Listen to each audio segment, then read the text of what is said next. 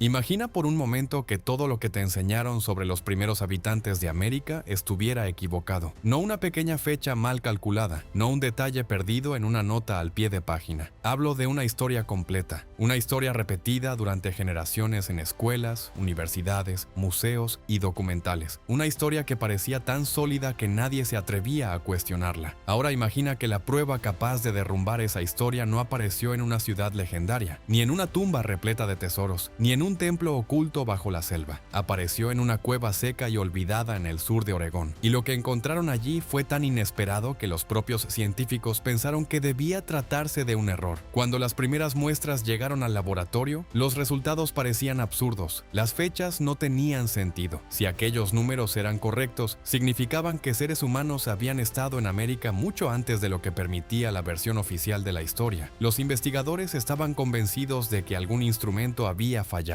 Repitieron las pruebas. Después las repitieron otra vez y una tercera vez. Pero cada análisis regresaba con la misma respuesta. La evidencia apuntaba siempre en la misma dirección. Alguien había estado allí miles de años antes de lo que los libros aseguraban. Y si eso era cierto, entonces una de las teorías más famosas de la arqueología moderna estaba a punto de desmoronarse. Antes de continuar, asegúrate de suscribirte al canal y dejar tu comentario, porque lo que estás a punto de escuchar no es solamente una historia sobre arqueología, es una investigación que nos obliga a preguntarnos cuánto creemos saber realmente sobre nuestros propios orígenes. Todo comenzó en un lugar llamado Cuevas Paisley. A simple vista no parecen extraordinarias. Son refugios rocosos situados en una región árida del centro-sur de Oregón. Durante décadas los arqueólogos conocieron su existencia. Sin embargo, casi nadie pensó que escondieran algo capaz de cambiar la historia del continente. La razón era sencilla. La mayoría de los especialistas creía que el misterio de los primeros americanos ya estaba resuelto. Durante gran parte del siglo XX, la explicación dominante era clara. Los primeros seres humanos habrían llegado desde Asia cruzando un puente terrestre que unía Siberia y Alaska durante la última glaciación. Más tarde habrían avanzado hacia el sur y dado origen a la cultura Clovis, considerada durante mucho tiempo la más antigua de América. Era una teoría elegante, simple, fácil de enseñar y aparentemente respaldada por décadas de investigación. Entonces, ¿para qué seguir excavando una cueva perdida en medio del desierto? Pero algunos investigadores decidieron hacerlo. Comenzaron a excavar capa tras capa de sedimento antiguo. Bajaron más profundo de lo que otros habían explorado antes. Y fue entonces cuando apareció algo que nadie esperaba. No era una punta de lanza, no era una herramienta de piedra, no era un arma, era algo mucho más extraño. Restos humanos fosilizados, restos biológicos preservados por la extrema sequedad de la cueva durante miles y miles de años. Puede que no suene impresionante, no parece el tipo de hallazgo que aparece en la portada de una revista, pero aquellos restos contenían algo que una herramienta jamás podría ofrecer: ADN humano. Por primera vez, los científicos tenían acceso directo a material genético asociado con personas que habían vivido en aquel lugar hacía una cantidad increíble de tiempo. Cuando analizaron las muestras, descubrieron algo extraordinario. El ADN estaba relacionado con linajes ancestrales de pueblos indígenas americanos. Aquellas personas no eran visitantes ocasionales, no eran grupos desaparecidos sin descendencia, formaban parte de una historia que continúa hasta nuestros días. De repente, la cueva dejó de ser una curiosidad arqueológica, se convirtió en una ventana hacia un pasado mucho más antiguo de lo que nadie imaginaba. Pero todavía quedaba la pregunta más importante: ¿cuántos años tenían realmente aquellas muestras? Para responderla, los investigadores utilizaron técnicas modernas de datación capaces de medir directamente la antigüedad del material orgánico. Este detalle es crucial, porque una de las críticas más frecuentes en arqueología consiste en afirmar que los objetos pueden desplazarse entre capas de tierra o contaminarse con materiales más recientes. Sin embargo, en este caso, los científicos estaban fechando el propio material biológico, no el suelo que lo rodeaba, no una roca cercana, no una capa de sedimentos, el propio resto humano. Y cuando llegaron los resultados, el silencio se apoderó del laboratorio. Las fechas indicaban una antigüedad superior a 14.000 años, más de un milenio antes de la aparición de la cultura Clovis. Aquello no era una pequeña corrección cronológica, era una bomba científica, porque si seres humanos ya estaban viviendo en Oregón hace más de 14.000 años, entonces el modelo tradicional tenía un problema enorme. La cronología ya no encajaba. Los supuestos primeros habitantes de América quizá no habían sido los primeros después de todo. Y lo más inquietante era que la historia apenas comenzaba. Muchos críticos intentaron restar importancia al descubrimiento. Argumentaron que podía tratarse de una anomalía sería un error estadístico, una contaminación accidental, un caso aislado. Pero a unos 110 kilómetros de distancia, otro lugar estaba esperando para complicar todavía más las cosas. Un sitio que guardaba evidencias aún más difíciles de ignorar. Un lugar llamado Rim Rock Draw. Y lo que apareció allí obligaría a los investigadores a formular una pregunta mucho más inquietante. Si había personas viviendo en esta región miles de años antes de lo esperado, ¿cuánto tiempo llevaban realmente aquí? Porque la siguiente evidencia no iba a limitarse a cuestionar una fecha, iba a cuestionar toda la historia del poblamiento de América. A simple vista, Rim Rock Draw no parecía el tipo de lugar destinado a cambiar la historia. No había enormes monumentos enterrados, no aparecían esqueletos completos emergiendo del suelo, no existían tesoros ocultos esperando ser descubiertos. Durante años, el trabajo allí fue lento, agotador y, para muchos observadores, aburrido. Mientras los titulares se concentraban en descubrimientos espectaculares alrededor del mundo, un pequeño grupo de arqueólogos seguía excavando pacientemente en un refugio rocoso perdido en el desierto de Oregón, año tras año, temporada tras temporada, centímetro por centímetro, y durante mucho tiempo parecía que el esfuerzo no conduciría a nada extraordinario. Pero la arqueología rara vez recompensa a quienes buscan resultados rápidos. Los mayores descubrimientos suelen esconderse detrás de miles de horas de trabajo silencioso. Fue entonces cuando apareció algo que transformó por completo la investigación. No fue una herramienta, no fue un hueso humano, fue una capa de ceniza, una fina capa blanca enterrada en el suelo. Para la mayoría de las personas habría parecido insignificante, pero para un arqueólogo experimentado, aquella ceniza era tan valiosa como un reloj perfectamente sincronizado. Los científicos analizaron el material y descubrieron que provenía de una antigua erupción volcánica ocurrida miles de años atrás. Aquella capa funcionaba como una línea temporal natural. Todo lo que se encontraba por encima era más reciente. Todo lo que aparecía por debajo era más antiguo. La naturaleza había colocado una marca imposible de ignorar, un sello cronológico grabado directamente en la tierra. De repente, los investigadores disponían de una referencia extraordinariamente fiable, y cuando comenzaron a examinar cuidadosamente los niveles situados debajo de aquella ceniza, empezaron a aparecer objetos que nadie esperaba encontrar. Primero surgieron pequeños fragmentos de esmalte dental, nada espectacular, pequeños restos dispersos entre los sedimentos. Pero cuando fueron identificados, la situación se volvió mucho más interesante. Algunos pertenecían a animales de la edad de hielo, especies que habían desaparecido hacía muchísimo tiempo. Entre ellas se encontraba un antiguo camello norteamericano. Hoy resulta extraño imaginar camellos caminando por América del Norte. Sin embargo, durante miles de años formaron parte del paisaje. También aparecieron restos de bisontes gigantes, mucho más grandes que los que conocemos actualmente. Aquellos animales pertenecían a un mundo desaparecido, un mundo de megafauna, un continente completamente distinto al que vemos hoy. Y entonces ocurrió algo aún más sorprendente. Entre aquellos restos apareció una herramienta. No era una herramienta cualquiera, era un objeto cuidadosamente elaborado a partir de una piedra de color anaranjado. Su diseño mostraba varias funciones diferentes. Podía cortar, podía raspar, podía trabajar distintos materiales. Era una herramienta versátil que había acompañado a su propietario durante mucho tiempo. Y había una característica especialmente reveladora: el desgaste. Los bordes mostraban señales evidentes de uso prolongado. No parecía una herramienta recién fabricada. Parecía un objeto utilizado durante años, quizá durante décadas. Cada pequeña marca sobre la superficie contaba una historia silenciosa. Alguien la había sostenido innumerables veces. Alguien la había afilado repetidamente. Alguien había confiado en ella para sobrevivir. Mientras los arqueólogos la observaban, comenzaron a darse cuenta de algo extraordinario. Aquella herramienta no era simplemente una piedra trabajada. Era una conexión directa con una persona real. Una persona que había vivido miles de años antes. Una persona que tenía rutinas, necesidades, problemas, esperanzas. Una persona tan humana como cualquiera de nosotros. Pero la verdadera sorpresa llegó cuando estudiaron la posición exacta del hallazgo. La herramienta apareció en un nivel más profundo que algunos de los restos animales encontrados cerca. Eso significaba algo importante. Era más antigua, mucho más antigua. Los análisis posteriores empezaron a arrojar fechas difíciles de aceptar. Fechas que empujaban la presencia humana muchísimo más atrás de lo que la mayoría de los especialistas consideraba posible. Al principio, incluso algunos investigadores dudaron. Era una reacción comprensible. Cuando una evidencia desafía décadas de conocimiento establecido, la primera respuesta suele ser el escepticismo. Se repitieron análisis, se revisaron procedimientos, se comprobaron muestras, y una vez más, los resultados seguían apuntando en la misma dirección. La historia tradicional estaba enfrentándose a un problema cada vez mayor. peor, porque aquella herramienta tampoco se parecía a las famosas puntas Clovis. Su diseño pertenecía a una tradición tecnológica completamente diferente. Los especialistas la asociaron con lo que hoy se conoce como la tradición occidental de tallo, una forma distinta de fabricar herramientas, una manera diferente de entender la piedra, un enfoque tecnológico que parecía desarrollarse al margen de la cultura que durante tanto tiempo había sido considerada la primera del continente. Y eso planteaba una posibilidad revolucionaria. ¿Qué ocurriría si hubiera existido más de una población antigua? ¿Qué ocurriría si América hubiera sido explorada por distintos grupos humanos en momentos diferentes? ¿Qué ocurriría si la historia fuera mucho más compleja de lo que mostraban los mapas de los libros escolares? Las preguntas comenzaron a multiplicarse, y mientras más respuestas intentaban encontrar los arqueólogos, más evidente se volvía una realidad incómoda. Las cuevas Paisley ya no podían ser consideradas una excepción aislada. Ahora existía un segundo sitio importante, un segundo conjunto de evidencias, una segunda señal apuntando hacia el mismo problema. La cronología tradicional estaba empezando a romperse. Sin embargo, lo más fascinante era que el desafío a la historia oficial no provenía únicamente de Oregón. A miles de kilómetros de distancia, en el este de Estados Unidos, otro investigador había estado librando una batalla similar durante décadas, mucho antes de que Paisley captara la atención internacional, mucho antes de que Rimrock Draw se convirtiera en tema de discusión, mucho antes de que la mayoría de las personas hubiera escuchado hablar de estos lugares. Un arqueólogo había descubierto algo que amenazaba exactamente la misma teoría, y durante años casi nadie quiso escucharlo. Su nombre era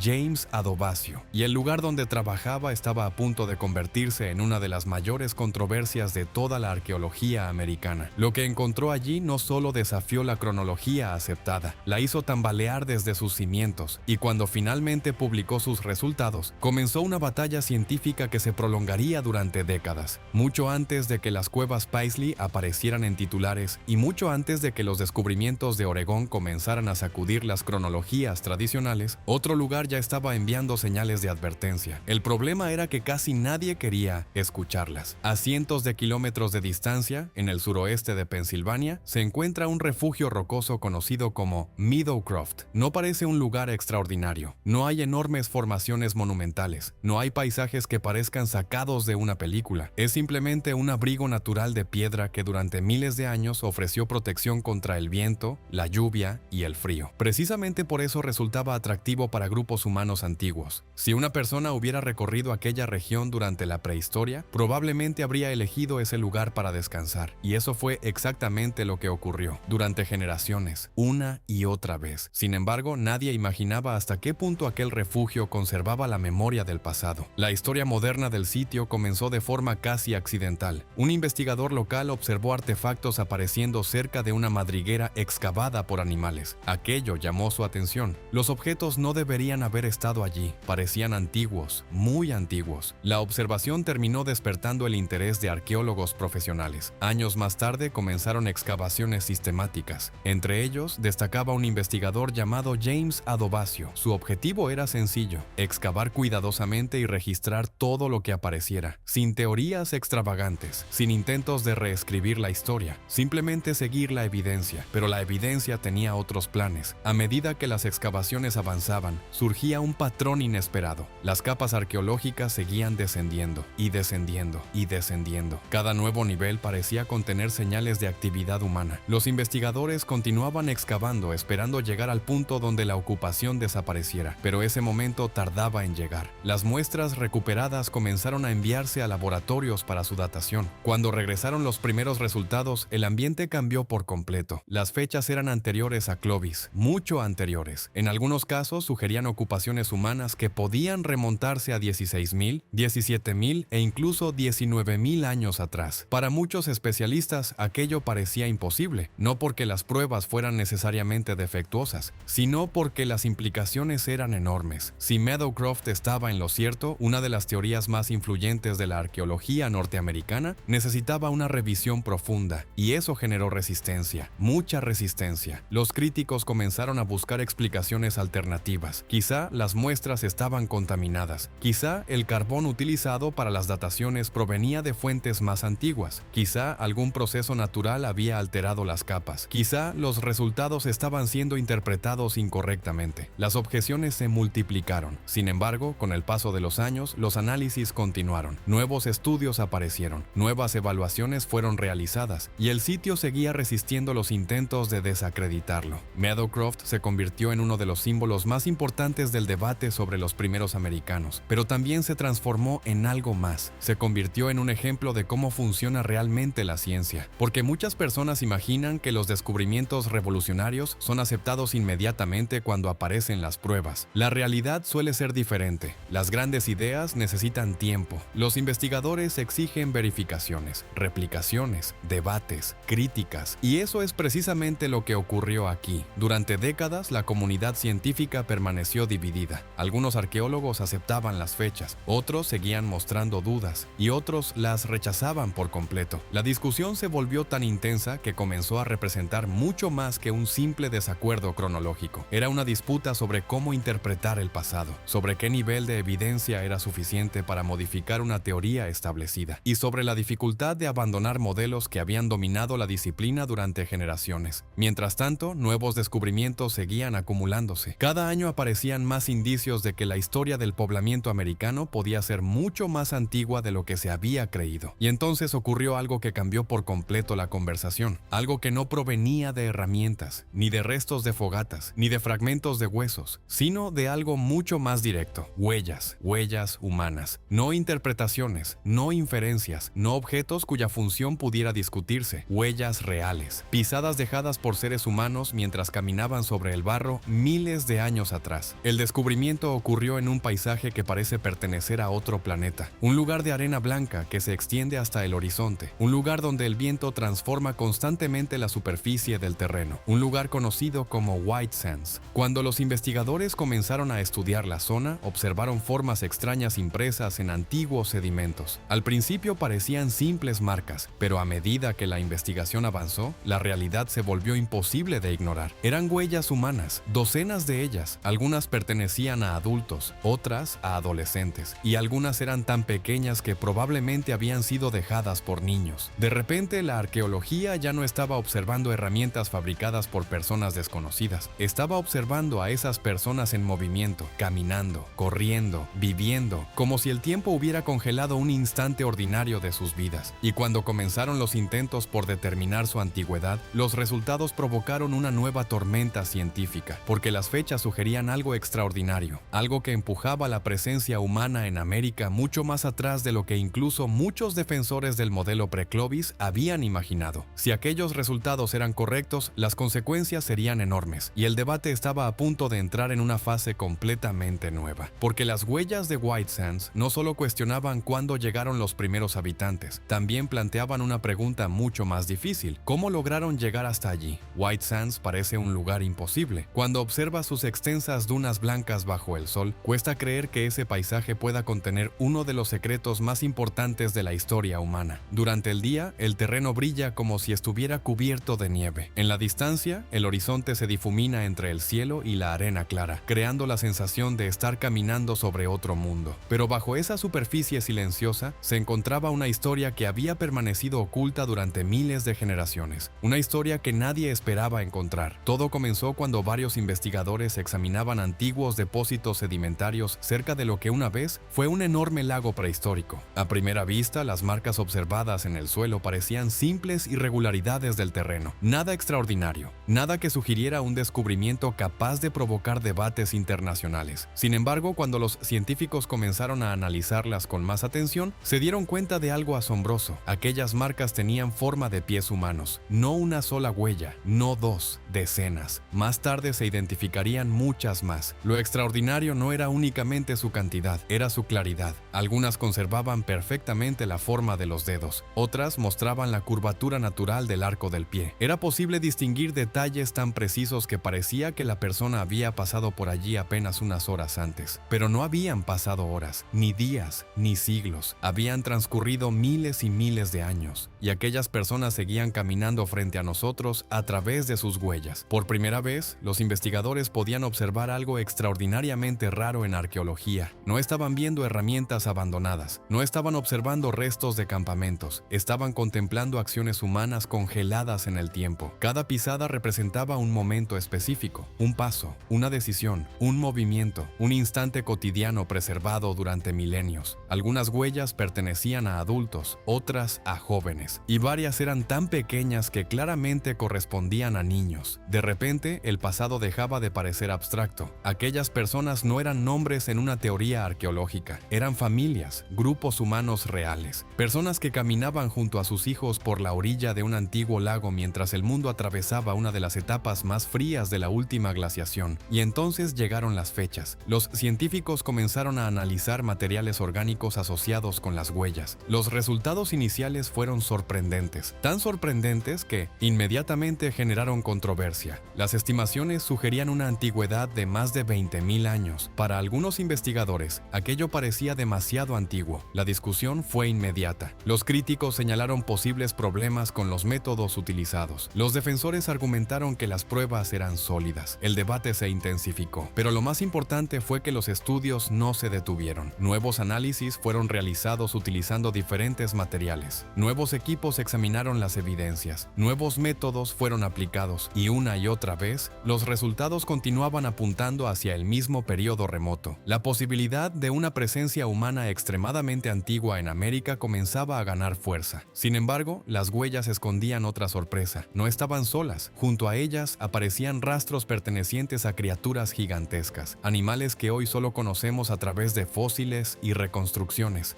Mamuts, perezosos gigantes. Bestias enormes que dominaron los ecosistemas de la edad de hielo. En algunos sectores, las huellas humanas aparecían muy cerca de las de estos animales, como si ambos hubieran compartido el mismo paisaje en momentos cercanos. La escena resultaba fascinante. Imagina por un instante aquel mundo desaparecido, grandes extensiones abiertas, lagunas rodeadas de vegetación, manadas de animales colosales moviéndose lentamente por el horizonte y seres humanos observándolos, cazándolos, conviviendo con ellos. Era una América completamente diferente a la que conocemos, un continente salvaje y gigantesco, y cada nueva evidencia parecía empujar la cronología hacia atrás. Lo que antes parecía imposible comenzaba a convertirse en una posibilidad cada vez más difícil de ignorar. Sin embargo, las huellas de White Sands planteaban un problema aún más profundo. Si seres humanos ya estaban allí hace más de 20.000 años, entonces algo no cuadraba, porque durante mucho tiempo se había pensado que enormes capas de hielo bloqueaban gran parte de las rutas tradicionales de migración. En otras palabras, si aquellas fechas eran correctas, esas personas no solo estaban en América antes de lo esperado, también habían encontrado una forma de llegar mucho antes de que las rutas supuestamente disponibles se abrieran. Y esa pregunta comenzó a inquietar a los investigadores. ¿Cómo habían llegado? La respuesta tradicional parecía cada vez menos suficiente. Durante generaciones, la explicación dominante había sido relativamente sencilla. Los primeros grupos humanos habrían cruzado desde Asia hacia América utilizando un puente terrestre conocido como Beringia. Aprovechando los bajos niveles del mar durante la glaciación, habrían caminado desde Siberia hasta Alaska antes de desplazarse hacia el sur. Era una teoría lógica, elegante y respaldada por numerosos datos, pero ahora comenzaban a aparecer problemas. Las fechas de White Sands, las evidencias de Oregón, los debates de Meadowcroft, todo parecía indicar que la historia era mucho más compleja. Quizá hubo más de una migración, quizá distintos grupos llegaron en momentos diferentes. Quizá algunos siguieron rutas que todavía no comprendemos completamente. Y entonces surgió una idea que durante décadas había permanecido en segundo plano, una posibilidad que muchos investigadores comenzaron a considerar con creciente interés: la costa. ¿Qué ocurriría si los primeros exploradores no hubieran entrado exclusivamente caminando por el interior del continente? ¿Qué ocurriría si algunos grupos hubieran avanzado siguiendo las costas del Pacífico? Esa hipótesis cambiaba completamente el escenario, porque las costas ofrecían alimento, refugio, recursos marinos abundantes y una ruta continua que podía recorrerse poco a poco durante generaciones. No sería necesario realizar un único viaje épico. Podría tratarse de una expansión gradual, un avance lento de campamento en campamento, de bahía en bahía, de generación en generación. La idea comenzó a ganar fuerza y cuanto más la estudiaban los investigadores, más preguntas aparecían. Porque si los seres humanos habían sido capaces de navegar y adaptarse a ambientes costeros hallazgos mucho antes de lo que se creía, entonces las posibilidades se multiplicaban. La historia de los primeros americanos estaba dejando de parecer una única migración organizada y comenzaba a aparecer una serie de viajes, encuentros y exploraciones mucho más antiguos y complejos. Pero lo que estaba por aparecer iba a llevar esa discusión a un nivel completamente diferente, porque en California surgió un hallazgo tan polémico que incluso hoy continúa dividiendo a la comunidad científica. Un descubrimiento cuya fecha parecía desafiar no solo la historia de América, sino la historia de nuestra propia especie. Hasta este punto, la historia ya parecía increíble. Las cuevas Paisley habían empujado la cronología más atrás de lo esperado.